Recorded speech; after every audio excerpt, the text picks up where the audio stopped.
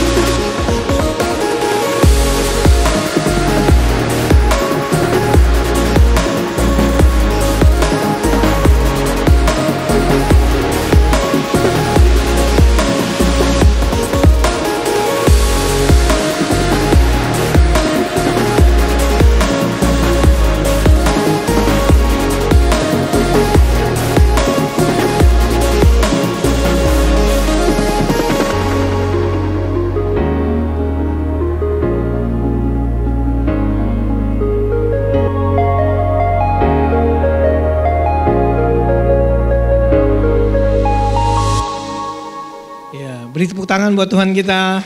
Haleluya. Ya. Minta tolong juga dukung kami dalam doa ya, karena kalau Bapak Ibu mungkin berpikir tentang Eropa, mungkin pikirnya Eropa sudah negara maju, sudah negara Kristen begitu ya. Tetapi pada kenyataannya banyak yang cuman Kristen-Kristenan. Kristen KTP di Eropa. Ya, yang benar-benar bertobat menurut statistik itu di Eropa 2-3% saja. Ya. Jadi artinya apa? Artinya 97% itu masih ladang misi. Wow. Jadi Bapak Ibu kalau yang tergerak juga mau pelayan ke Eropa, bisa hubungin kami ya, atau dukung juga dalam doa. Haleluya, ya. Dan saat ini kami juga melayani banyak refugee dari Ukraina. Karena ada perang antara Ukraina dengan Rusia, sehingga banyak sekali orang-orang Ukraina yang mengungsi ke Jerman juga. Dan kita tampung di situ, ya, kita buat komsel untuk mereka. Tapi mereka nggak bisa bahasa Inggris, nggak bisa bahasa Jerman. Mereka bisanya bahasa Rusia atau bahasa Ukraina. Nah, saya juga nggak bisa bahasa Rusia. Ya, ada di sini Bapak Ibu yang bisa bahasa Rusia? Ya, mungkin bisa diutus ke sana, ya. Dan tapi ada kebutuhan, ada need untuk mereka. Akhirnya ya kita muridkan orang untuk menjadi ketua komsel supaya dia bisa memimpin langsung. Karena kalau kami yang mimpin komsel langsung susah ya bahasanya. Dan ketika kami muridkan orang itu untuk menjadi ketua komsel dan mereka juga nggak bisa bahasa Jerman, bahasa Inggris, akhirnya pakai apa? Google Translator. Ya, jadi saya ngomong diterjemahin langsung bahasa ini ya pakai Google Translator dan cuman bisa ya highlightnya saja, terbatas. Tapi dengan segala keterbatasan itu kita melihat bagaimana Tuhan bekerja juga. Haleluya. Amin. Bisa tampilkan mungkin fotonya ya. Nah, ini foto di mana kami mentraining pendeta-pendeta Ukraina. Mereka yang lagi perang, kita training untuk melakukan church planting, perintisan gereja. Dan kita sponsori mereka supaya datang. Dan saya tanya sama mereka, yang pertama, kalian habis training ini apa mau stay di Jerman karena dapat suaka politik kan? Ya, atau mau balik ke negara kalian, Ukraina yang perang? Pertanyaan yang kedua, kok ikut training church planting ini buat apa? Ada sekitar 50 pastor khusus buat mereka training church planting. Buat apa? Kan negara kalian lagi perang. Begitu. Sepertinya perintisan gereja sama perang nggak masuk akal gitu ya. Terus mereka bilang begini ya. Kita habis training ini kita akan balik ke negara kita. Karena di sana mereka membutuhkan. Ya. Justru karena lagi perang, semua sedang digoncangkan. Sehingga mereka mencari jawaban, mereka mencari Tuhan dan mereka bertobat. Banyak yang benar-benar membuka diri dan haus dan lapar. Sehingga inilah waktunya untuk melakukan church planting katanya. Wow, luar biasa ya. Kita beri tepuk tangan buat Tuhan kita ya.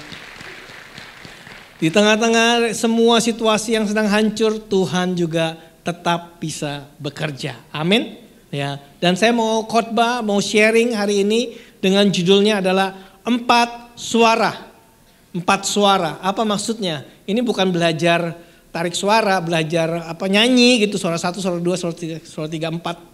Suara sopran, bukan itu maksudnya. Tapi adalah 4 suara yang berseru untuk penginjilan. 4 suara yang mendorong kita untuk melakukan penginjilan. Karena kita sebagai anak-anak Tuhan, kita harus memenuhi amanat agung. Amin. Ya. Dan ini tidak bisa lagi ditawarkan, inilah amanat agung. Dan ketika kita percaya sama Tuhan, Roh Kudus sudah ada dalam kita. Dan Roh Kudus itu melengkapi kita menjadi saksi-saksi Tuhan. Dalam Kisah Rasul 1 ayat 8 berkata, tetapi kamu akan menerima kuasa kalau Roh Kudus turun ke atas kamu. Dan kamu akan menjadi saksiku di Yerusalem dan seluruh Yudea dan Samaria dan sampai ke ujung bumi. Dan saya percaya semua anak-anak Tuhan itu punya Roh Kudus dan Roh Kudus yang akan memampukan kita menjadi saksi. Dan ketika kita ikut Tuhan, bertobat, Tuhan memanggil kita menjadi muridnya. Dalam Matius 4 ayat 19, Tuhan Yesus berkata kepada mereka, mari ikutlah aku. Kita ikut Tuhan. Lalu Tuhan janji apa? Kamu akan kujadikan penjala manusia. Jadi kalau kita ikut Tuhan, pasti Tuhan akan latih kita supaya kita menjala manusia. Supaya kita menjadi berkat buat manusia. Bukan ikut Tuhan cuman jadi pengunjung gereja saja. Bukan cuman menjadi penjaga akuarium. Bukan.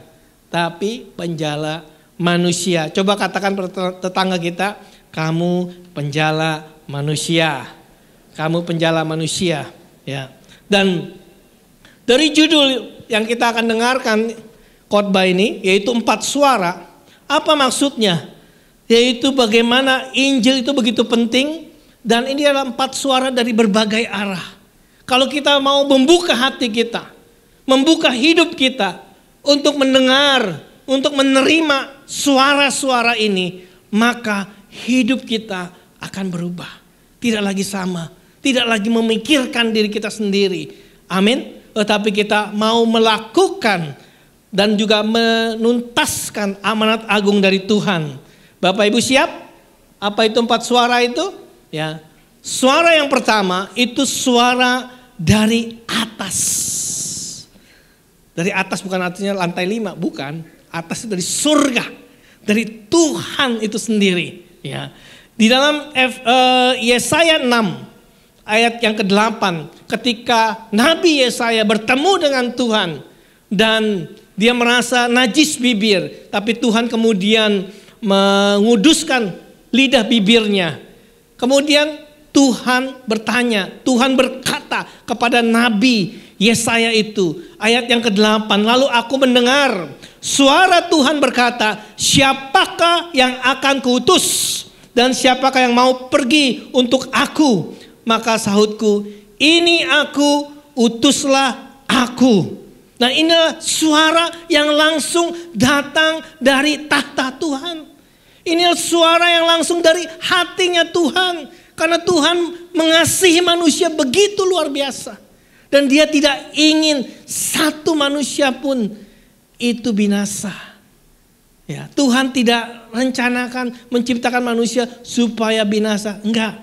Ya. Di dalam 2 Petrus 3 ayat 9 berkata, Tuhan tidak lalai menepati janjinya. Sekalipun ada orang yang menganggapnya sebagai kelalaian, tetapi ia sabar terhadap kamu karena ia mengendaki supaya jangan ada yang binasa, melainkan apa? Semua orang berbalik dan bertobat. Wow.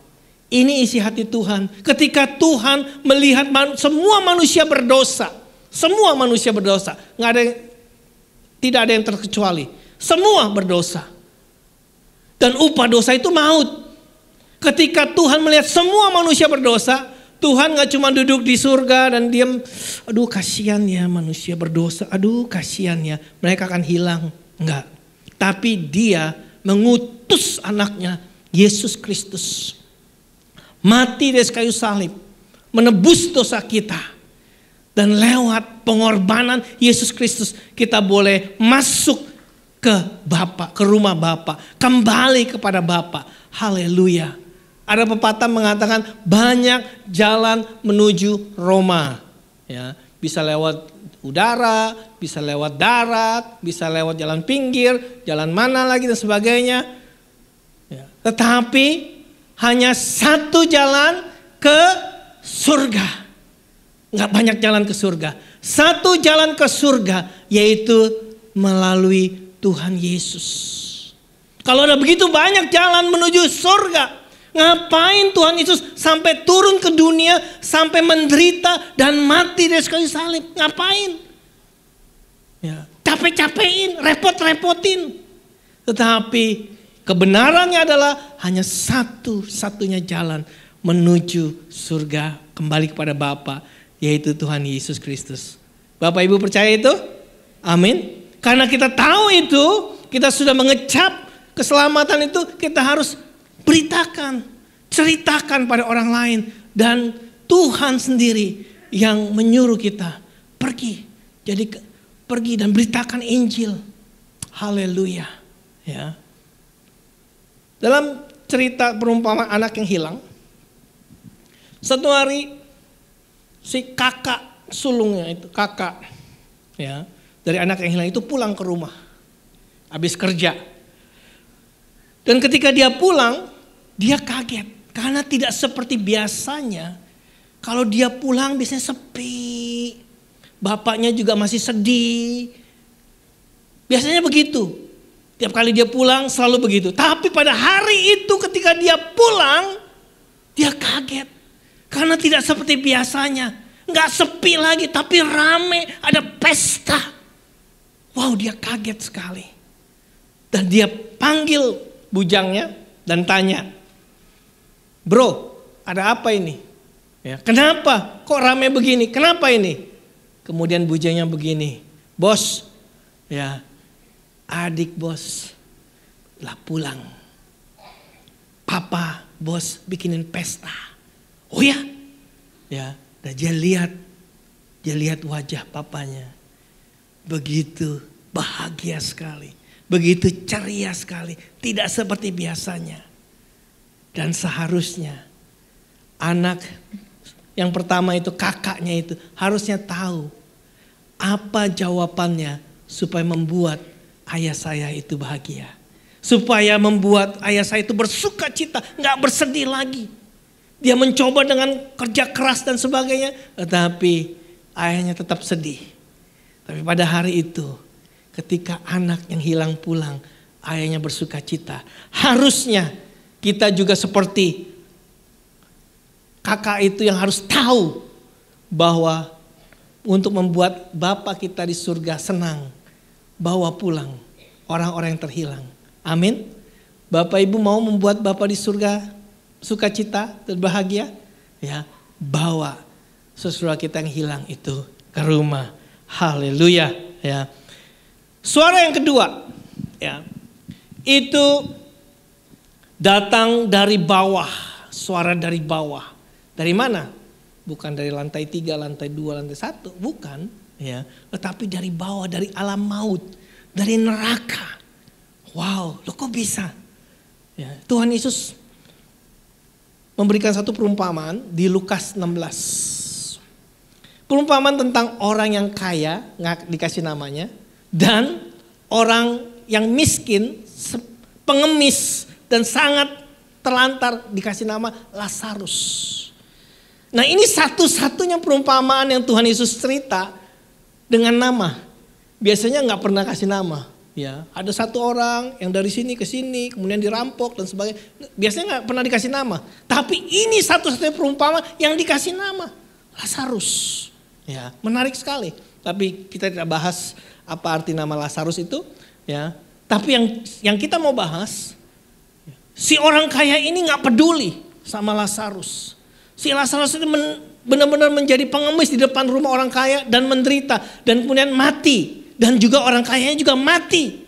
Dua-duanya mati. Tetapi si Lazarus itu dibawa malaikat ke pangkuan Abraham. Ini artinya paradise. Ya, dalam idiomnya bahasa Ibrani. Ya. Kemudian si orang kaya itu masuk ke alam maut. Ada penyiksaan di situ. Wah, dia tersiksa sekali. Dan si orang kaya itu melihat dari jauh si Lazarus di pangkuan Abraham. Kemudian orang kaya itu bilang begini, Papa Abraham, tolong, saya tersiksa, saya sakit sekali. Tolong si Lazarus itu celupkan jari tangannya ke air supaya kasih ke mulut saya. Supaya saya nggak kehausan, nggak menderita lagi. Tapi kemudian Bapak Abraham bilang, nggak bisa. Antara engkau dan saya ada jurang yang tidak bisa diseberangi. Nggak bisa. Ya. Lalu orang kaya itu bilang begini, oke, kalau si Lazarus nggak bisa tolong saya. Tolong. Lazarus itu datang ke rumah saya. Nah, kita lihat ayatnya ini. Lukas 16 ayat 27 sampai 28. Lalu kata orang itu, ini orang kaya itu, kalau demikian, aku meminta kepadamu Bapa, supaya engkau menyuruh dia ke rumah ayahku. Kenapa? Sebab masih ada 5 orang saudaraku, supaya ia memperingati mereka dengan sungguh-sungguh, supaya mereka jangan masuk kelak ke dalam tempat penderitaan ini. Si orang kaya itu sampai berseru, sampai memohon, minta tolong, supaya Lazarus itu kembali ke dunia, beritakan Injil. Ini jeritan dari orang-orang di alam maut, dari orang-orang yang menderita, dari orang-orang yang ada di neraka. Wow, Bapak Ibu tahu bahwa surga itu nyata, real. Tapi neraka itu juga nyata. Ya, apakah Bapak Ibu tahu Tuhan Yesus adalah orang yang paling banyak khotbah cerita tentang neraka di Alkitab, lebih daripada yang lain-lain. Tuhan Yesus tuh. Dan Bapak Ibu tahu, Tuhan Yesus itu cerita tentang neraka lebih banyak daripada cerita tentang surga. Ya. Dia cerita tentang neraka. Kenapa? Karena neraka itu benar-benar real, nyata. Dan di neraka itu orang-orang yang penuh dengan penyesalan. Kenapa waktu saya hidup, saya gak pernah meluangkan waktu untuk percaya sama Tuhan. Kenapa waktu saya hidup, saya cuma kejar cari duit. Saya cuma sibuk saja. Saya gak peduli dengan hal-hal yang rohani. Di neraka itu banyak orang-orang yang menyesal, tapi sudah terlambat. Ya. Maka itu kita yang ada di sini harus beritakan Injil. Mumpung kita masih hidup dan mereka juga masih hidup. Amin. Ya. Ada satu hamba Tuhan, dia berdoa puasa dan oleh anugerah Tuhan dibawa sama Tuhan ke surga. Wah, luar biasa. Ada Bapak Ibu yang pernah ke surga, dibawa ke Tuhan ke surga? Ya, sudah pernah ya? Wah, luar biasa. Oh, belum ya. Ini surga beneran, bukan surga di telapak kaki Ibu, bukan. Bukan telapak kaki Ibu, bukan. Ini surga beneran. Dia ketemu Tuhan di surga, dibawa Tuhan ke surga. Dia senang sekali. Kemudian tiba-tiba dia dibawa ke neraka. Kaget sekali. Itu dia benar-benar merasakan ngerinya, ya, sakitnya, menderitanya. Dia teriak begitu. Dia teriak, Tuhan Yesus tolong. Entah cuma beberapa detik saja. Kemudian Tuhan mengangkat dia dan bawa dia ke surga. Dia sampai ya. Terus dia tanya, Tuhan, saya gak mau masuk neraka Tuhan. Saya gak mau Tuhan. Saya mau masuk surga aja. Kenapa Tuhan saya dibawa ke neraka? Kan saya percaya sama Engkau Tuhan. Tuhan Yesus saya tersenyum dan berkata, supaya engkau tahu bahwa neraka itu real, nyata. Bahwa penderitaan itu juga, penyiksaan itu juga nyata, real. Wow, sejak itu hamba Tuhan ini sungguh-sungguh melayani Tuhan, sungguh-sungguh menginjil. Karena waktunya sudah sangat mendesak. Ya, kita hidup di akhir zaman, betul. Tetapi kita hidup di akhir dari akhir zaman. Kapan akhir zaman itu akan benar-benar berakhir? Firman Tuhan katakan, ya, akan ada wabah ini, akan ada bencana ini, akan ada perang itu. Sekarang kita lihat. Tetapi firman Tuhan katakan dalam Matius 24 dikatakan bahwa firman Injil Kerajaan Allah harus diberitakan kepada seluruh bangsa. Menjadi kesaksian. Dan sesudah itu datanglah kesudahannya. Ya, jadi tugas kita untuk share firman, untuk share Injil Kerajaan Allah. Amin. Ya, jadi itu yang kedua, ya, yaitu suara dari bawah, dari alam maut. Coba katakan tetangga kita, jangan masuk neraka ya. Gitu. Jangan masuk neraka ya. Percaya Tuhan. Ya. Suara yang ketiga, yaitu suara dari luar, dari luar. Dalam Kisah Rasul 16, Rasul Paulus itu melakukan pelayanan misi. Dia pergi ke daerah di Asia, tapi kemudian Roh Tuhan melarang dia. Ya, dia pergi lagi ke daerah yang lain, tapi Roh Yesus melarang dia. Jadi dia bingung nih, saya kan mau memberitakan Injil, tapi di sini dilarang, di situ dilarang, sampai akhirnya Paulus melihat satu penglihatan. Nah, ini penglihatannya. Yaitu di Kisah Rasul 16 ayat 9 dan 10. Pada malam harinya tampaklah oleh Paulus suatu penglihatan. Ada seorang Makedonia berdiri di situ dan berseru kepadanya, katanya, menyeberanglah kemari dan tolonglah kami. Ayat 10, setelah Paulus melihat penglihatan itu, segeralah kami mencari kesempatan untuk berangkat ke Makedonia. Karena dari penglihatan itu kami menarik kesimpulan bahwa Allah telah memanggil kami untuk memberitakan Injil kepada orang-orang di sana. Ya. Jadi ketika di Troas, Paulus mendapat penglihatan ini, ada orang dari Makedonia melambai-lambaikan, kesini, seberang kesini, tolong kami. Dan kemudian Paulus menyeberang ke sana dan memberitakan Injil. Inilah suara ya yang terdengar dari luar. Orang-orang berseru untuk minta tolong untuk di-sharingkan firman Tuhan. Orang-orang berseru untuk mencari jawaban. Orang-orang berseru untuk mencari tahu bagaimana caranya diselamatkan. Mungkin Bapak Ibu berkata, Pak Asyan, tapi saya nggak dengar tuh orang-orang ngomong gitu. Ya, saya nggak dengar orang bilang, tolong dong ceritain tentang Yesus. Saya nggak dengar tuh orang bilang, tolong dong ya sharing tentang keselamatan. Saya nggak dengar gitu tuh Pak Asyan. Kenapa kita nggak dengar? Karena kita tidak dekat dengan mereka. Karena kita tidak dekat, makanya kita nggak dengar benar-benar. Yang kita lihat cuma dari luarnya. Oh, luarnya sepertinya orangnya keren, orangnya itu berada, semuanya rasanya oke gitu ya.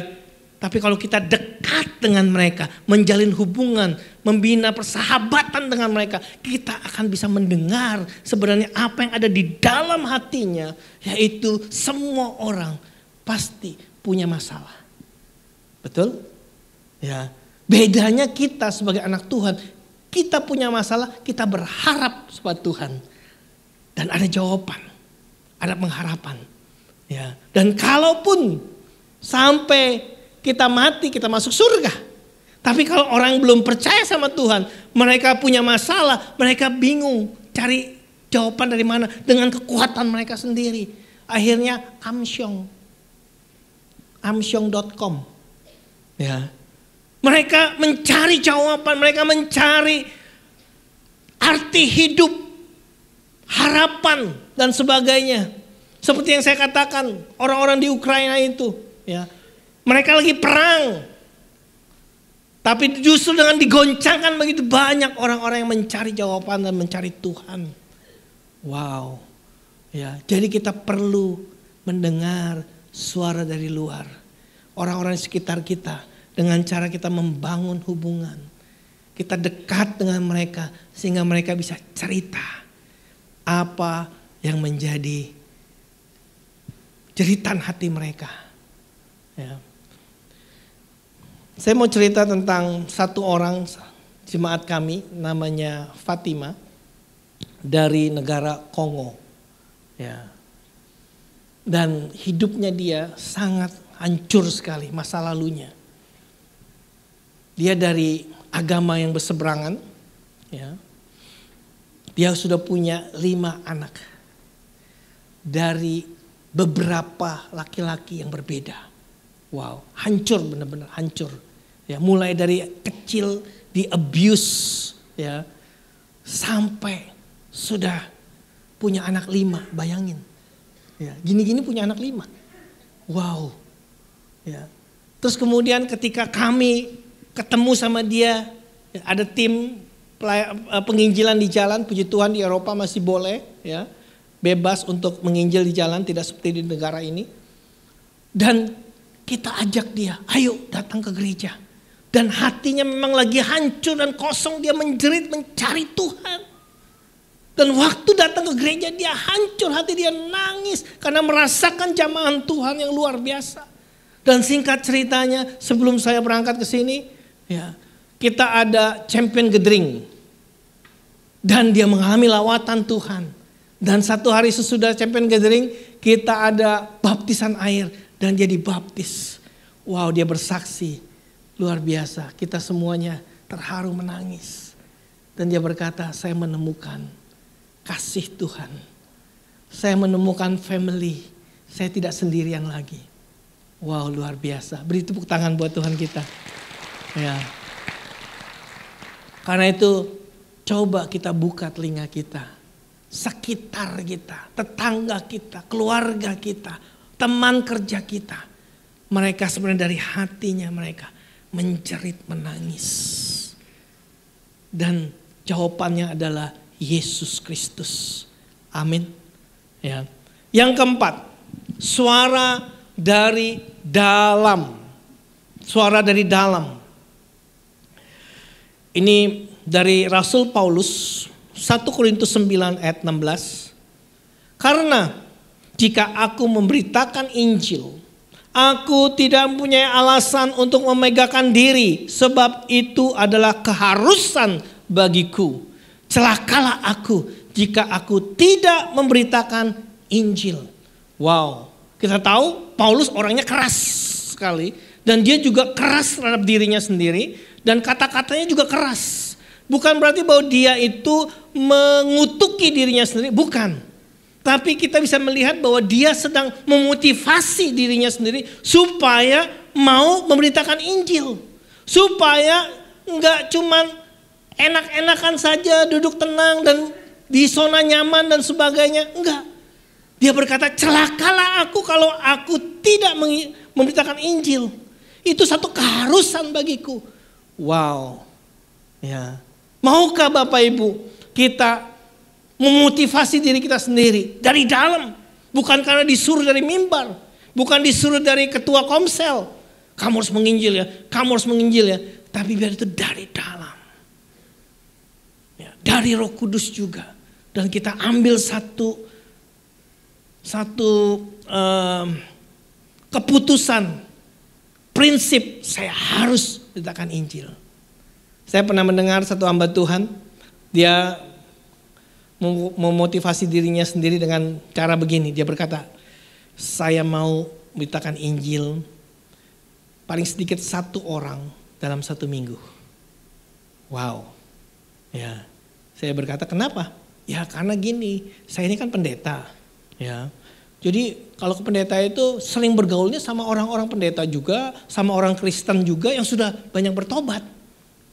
Jadi susah untuk ketemu orang-orang yang belum bertobat, harus extra mile, harus keluar dari comfort zone, zona nyaman. Makanya dia memotivasi diri demikian. Wow, bagus juga. Dan sesudah dia melakukan itu, dia berkata lagi, sekarang bukan lagi 1 jiwa dalam 1 minggu, sekarang udah 1 jiwa 1 hari. Sharing, ya. Beritakan Injil. Bukan kita yang menobatkan, Roh Kudus yang menobatkan, tetapi Roh Kudus perlu kita untuk sharing firman Tuhan. Amin. Dan saya mau memotivasi Bapak Ibu semuanya, biar kita semuanya ya berkata, saya mau, itu satu keharusan buat saya, nggak bisa ditawar. Kenapa? Karena Roh Kudus sudah ada di dalam kita. Roh Kudus itu adalah penginjil yang the best evangelis. Karena Roh Kudus maka dunia itu insyaf akan dosa.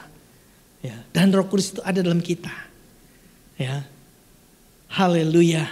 Dan saya ada satu pertanyaan. Pertanyaan ini bukannya pertanyaan yang menjebak, bukan? Ya. Pertanyaan pertama adalah, apa keputusan yang terpenting dalam hidup kita? Apa? Coba kita pikirkan. Apa ya keputusan terpenting?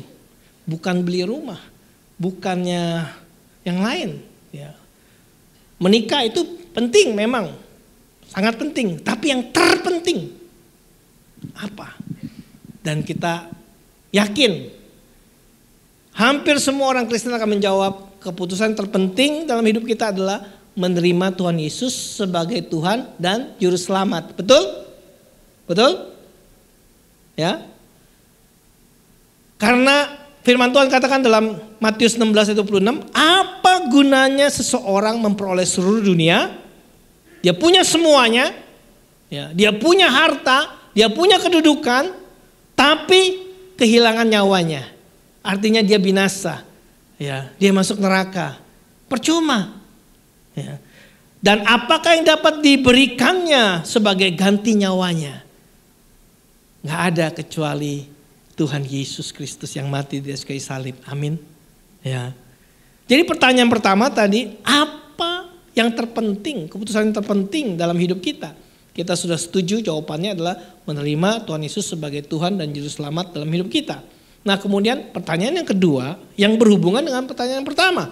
Yaitu ya, kalau menerima Yesus itu adalah keputusan yang terpenting buat kita. Pertanyaan kedua adalah apa yang terpenting yang engkau, saya dapat lakukan untuk seseorang yang belum mengenal Tuhan. Apa? Yaitu memberikan hal yang terpenting dalam hidup kita juga kepada dia. Supaya dia juga mendengar tentang Yesus. Supaya dia juga percaya tentang Yesus. Supaya dia juga bisa bertobat dan diselamatkan. Jadi jawaban dari pertanyaan kedua adalah kita memberitakan Injil kepada mereka. Nah, walaupun kita udah tahu jawaban yang pertama sama jawaban yang kedua, tapi tetap tuh banyak orang Kristen yang tidak benar-benar menginjil.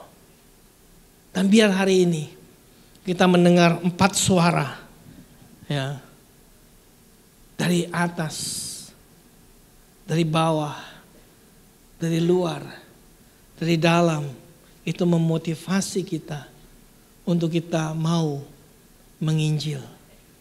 Saya akan tutup dengan cerita mami saya. Mami saya sudah dipanggil Tuhan ke surga. Tahun 2012, Desember 2012 oleh penyakit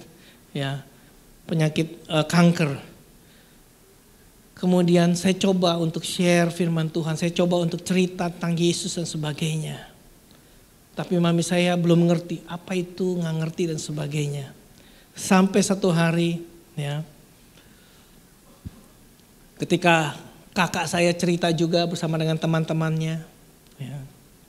Dan 2 minggu sebelum mama saya meninggal, mama saya menerima Tuhan Yesus. Saya masih ingat itu hari Minggu di bulan Desember. Ya. Saya dengar cerita itu, langsung saya wow.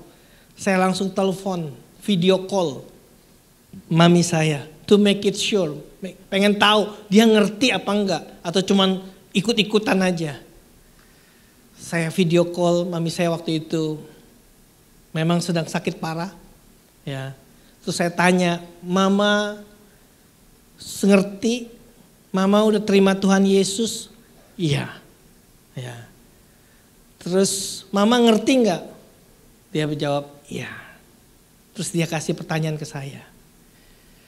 "Asien, Tuhan Yesus itu terang ya?" Saya kaget. "Iya." "Maksud mama apa?" Ya. Karena ketika dia terima Tuhan Yesus, dia melihat terang datang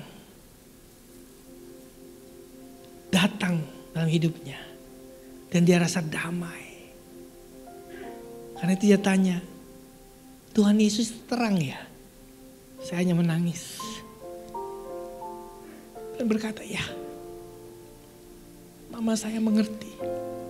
Tuhan Yesus yang datang." Dan kemudian saya datang. 2 minggu kemudian, saya memegang tangan mama saya. Mengantar dia ke surga. Saya bilang sama mama saya, Mama sudah lihat Tuhan Yesus terang.